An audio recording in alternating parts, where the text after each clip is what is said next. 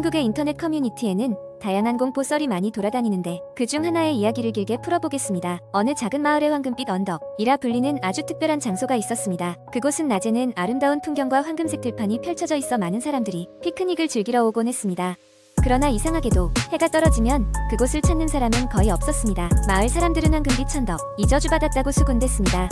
오랜 세월 동안 이 언덕에서는 밤만 되면 기묘한 사건이 벌어졌습니다. 처음에는 그저 바람의 장난인 줄 알았던 것이 시간이 지나며 이상한 낌새를 풍겼습니다.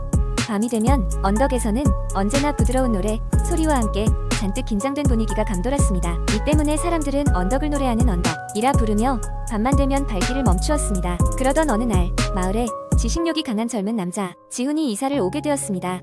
그는 이 언덕에 얽힌 이야기를 듣고 길게 이어져 온 전설에 대한 호기심을 참지 못했습니다. 밤에 언덕에서 무슨 일이 벌어지고 있는지 알아내기로 결심한 그는 어느 날 밤 언덕을 향해 혼자 발길을 옮겼습니다. 언덕에 도착한 지훈은 초저녁의 시원한 바람을 맞으며 조용히 앉았습니다. 시간이 지날수록 언덕은 서서히 어두워졌고 그의 심장은 두근거리기 시작했습니다. 그리고 그 순간 바람을 타고 귓가에 들려오는 부드러운 노래소리가 그의 귀를 사로잡았습니다. 정말 누군가 부르는 듯한 이 노래는 지훈을 이상하게도 편안하게 만들어주었습니다. 그는 자신이 듣고 있는 것이 실제인지 환상인지 알 수 없었고 그의 호기심은 점점 더 커져만 갔습니다. 혹시나 하는 마음에 그는 조심스럽게 노랫소리가 나는 방향으로 걸음을 옮겼습니다. 언덕 저편 작은 숲속으로 걸어 들어간 지훈은 깊숙한 곳에서 환히 빛나는 무언가를 발견했습니다. 그것은 작은 연못이었고 은은한 달빛에 반사되어 신비로운 빛을 발하고 있었습니다. 지훈은 연못가에 서서 무언가를 응시하듯 긴장했습니다. 그 순간 연못 속에서 나타난 작은 소녀의 형체가 그를 놀라게 했습니다. 소녀는 물속에서 마치 공기처럼 떠오르더니 지훈에게 다가왔습니다. 여기까지 오다니 대단하네요. 소녀는 웃으며 말했습니다. 그녀의 목소리는 지훈이 들었던 노래소리 그 자체였습니다. 소녀는 자신이 언덕에 비밀을 지니고 있는 존재라고 소개했습니다. 그녀는 아주 오래전 이곳에서 사고로 세상을 떠나 언덕에 영혼으로 남게 되었다고 설명했습니다. 그녀의 노래는 자신의 존재를 알려줄 수 있는 유일한 방식이었다고 했습니다.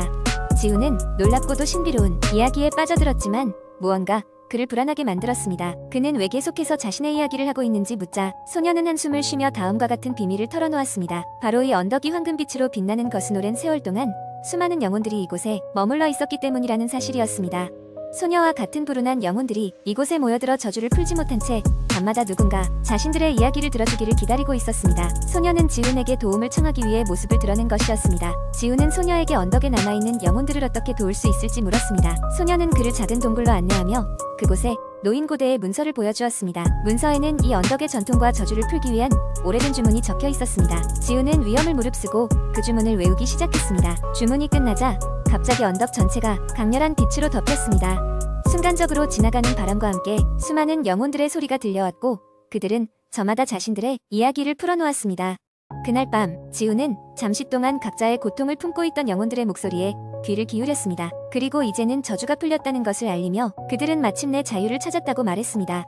지훈은 무사히 마을로 돌아왔고 언덕은 다음날 아침부터 매우 평화로워졌습니다. 사람들은 언덕에서 더 이상 기묘한 소리가 들리지 않음을 깨닫고는 더 자주 그곳을 찾기 시작했습니다. 그리고 지훈은 사람들이 알지 못하는 뒷이야기를 가슴속에 담아두며 조용히 그의 삶을 살아갔습니다. 긴 세월이 지나고 나서야 마을은 노래하는 언덕의 전설을 잊고 한적한 소풍 장소로만 기억하게 되었습니다.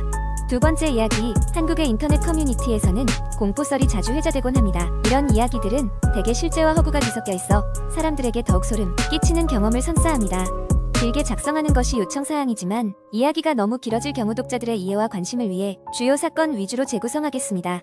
어느 날 대학생인 영수는 오래된 친구들과 함께 산사로 여행을 가게 되었습니다. 그들이 묵을 곳은 다소 낡은 펜션이었지만 자연 경관이 아름다워 크게 신경 쓰지 않았습니다. 펜션 주인은 퇴근하면서 밤에는 이곳에 아무도 없으니 뭐든 필요하면 미리 챙기라고 당부했습니다. 첫날 밤 영수와 친구들은 바베큐 파티를 하고 산속의 고요함 속에서 시원한 바람을 맞으며 즐거운 시간을 보냈습니다. 시간이 늦어지고 날이 어두워지자 하나둘 방으로 들어가 휴식을 취하기로 했습니다. 영수는 혼자 묵은 방에서 이상한 느낌을 받았습니다. 퀴퀴한 냄새와 함께 어디선가 모르게 흐르는 찬 기운이 방을 스치고 지나갔습니다. 처음에는 그저 오래된 집이라 그렇겠거니 하고 대수롭지 않게 여겼습니다. 하지만 한밤중 갑자기 화장실 쪽에서 수돗물이 콸콸 흐르는 소리가 났습니다. 누군가 화장실을 쓰고 있는 것 같아 처음에는 대수롭지 않게 생각했지만 문제는 그 소리가 끊이지 않고 계속되었다는 것이었습니다. 너무 늦은 시간이어서 달은 친구들에게 방해가 될까봐 일단 소리의 원인을 확인하기 위해 화장실 문을 열었지만 안에는 아무도 없었습니다. 소름이 돋은 영수는 귀신이라도 나왔나 싶어 황급히 문을 잠그고 방으로 돌아왔습니다. 그러나 마음 한구석에 꺼림칙한 느낌은 사라지지 않았습니다. 다음날 아침 친구들에게 이야기를 꺼냈지만 모두들 그저 꿈이거나 착각일 것이라고 농담하며 대수롭지 않게 넘겼습니다. 그러나 그날 밤 이번에는 영수의 친구 중 한 명이 비명을 지르며 깨어났습니다. 그는 꿈에서 어떤 낡은 길을 걸어가고 있었고 어디선가 돌아가라는 음성이 들렸다고 했습니다. 그 음성에는 알 수 없는 울음소리 같은 것이 뒤섞여 있어 크게 무서웠다고 말했습니다. 점점 상황은 심각해져 갔습니다. 넷째 날 밤에는 모두가 한데 모여 잠을 청하기로 했습니다. 그러나 그 밤 영수는 자다가 문득 눈을 떴습니다. 자신의 눈 앞으로 검은 그림자가 서서히 다가오는 것이 보였습니다. 그림자는 마치 무언가를 말하려는 듯 영수의 머리맡에서 멈추더니 이내 사라져버렸습니다. 계속되는 기이한 상황에 지친 친구들은 더 이상 머무를 수 없다 판단하고 서둘러 체크아웃을 결정했습니다. 펜션을 나서기 전 그들은 이곳에서 느낀 공포스러운 경험을 주인에게 털어놓았습니다. 잠시 말을 잇던 펜션 주인은 조용히 입을 열었습니다. 사실 이 펜션은 예전에 큰 산사태로 매몰된 지점 근처에 세워진 것이에요. 왕년에 큰 사고가 있었고 그 이후로 사람들이 자주 이상한 일을 겪곤 했죠. 조용히 펜션을 떠나면서 영수와 친구들은 다시는 돌아오지 않겠노라 다짐했습니다. 그리고 시간이 흐르면 흐를수록 그때의 경험은 그저 한편의 꿈이었기를 바라기만 했습니다. 그러나 마음속 깊이 남아있는 그 소름 끼치는 기억은 매년 여름밤마다 그들을 찾아와 자신의 존재를 상기시켰습니다. 세 번째 이야기, 내 이름은 민수, 내가 경험했던 그 끔찍했던 사건을 여러분께 이야기하려 한다. 이것은 몇 년 전 내가 대학생일 때 겪었던 일이다. 서울의 한 지역에 위치한 오래된 기숙사 건물은 흰 벽의 녹슨 난간이 특징이었다. 비가 내리면 그 낡은 건물은 으슥하게 변했고 불어오는 바람은 기괴한 소리를 냈다.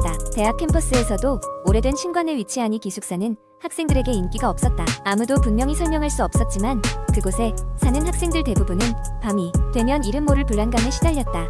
기숙사 배정이 발표된 날 나는 내 이름이 그 오래된 기숙사 방에 적혀있는 것을 보았다. 다른 좋은 방들에 비해 이곳에 배정된 것이 못마땅했지만 배정된 방을 바꾸기엔 이미 늦었기에 나는 마지못해 짐을 싸서 그곳으로 향했다. 첫날 밤 짐을 대충 정리하고 침대에 눕게 되었을 때 창밖에서 들리는 이상한 소리에 잠을 깼다. 창문을 열어 내다보았지만 아무도 없었다. 이상한 예감에 창문을 닫으려는 그 순간 귀에 익은 헐떡이는 소리가 멀지 않은 곳에서 들려왔다. 창문을 닫고 아무 일 없었다고 스스로를 진정시키려 했지만 그 소리는 쉬이 사라지지 않았다. 계속해서 머릿속에 맴돌며 나를 괴롭혔다. 다음날 아침 친구들에게 그 일을 얘기했지만 다들 웃어 넘길 뿐이었다. 늦게까지 게임해서 그래 너무 피곤했나 보네. 하지만 그러한 반응은 나를 더욱 불안하게 만들었다. 거짓말처럼 두 번째 밤이 찾아왔고 익숙한 그 소리는 다시 시작됐다. 이번에는 더욱 명확하게 들렸다.